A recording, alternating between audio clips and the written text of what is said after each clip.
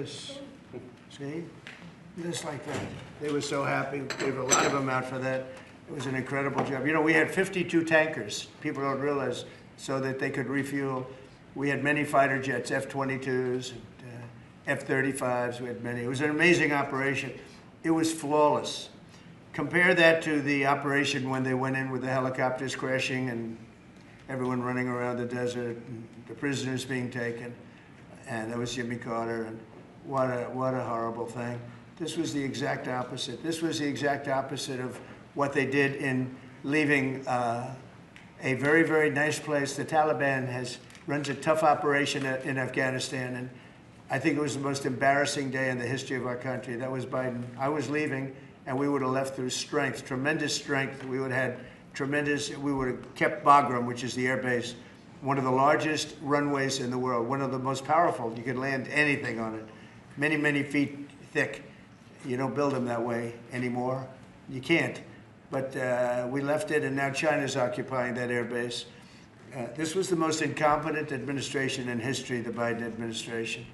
And you're just lucky that they lost, because if they won, you wouldn't have a country anymore. And so, Pete, you started up by saying the Department of Defense. And somehow it didn't sound good to me. You know, it didn't sound good. Defense, what are we defense? Why are we defense? So it used to be called the Department of War. And it had a stronger sound. And as you know, we won World War I, we won World War II, we won everything. Now we have a Department of Defense. We're defenders. I don't know. If you people want to, standing behind me, if you take a little vote, if you want to change it back to what it was when we used to win wars all the time, that's okay with me. All right? That's coming soon. You let me know if you want to do it. I think Department of War. It just sounded bad. He said, sir, on behalf of the Department of Defense. Defense. I don't want to be defense only. We want defense, but we want offense too, if that's okay. So you'll make a decision. But you know, as Department of War, we won everything. We won everything.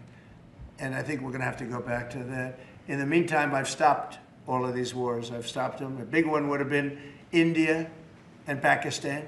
But we stopped them all. We stopped 3 wars. Go to Africa. They like to say, oh, you know, I love black people. And I did great with the vote with the black people. But they say, he's a racist, he's a racist. I said, really?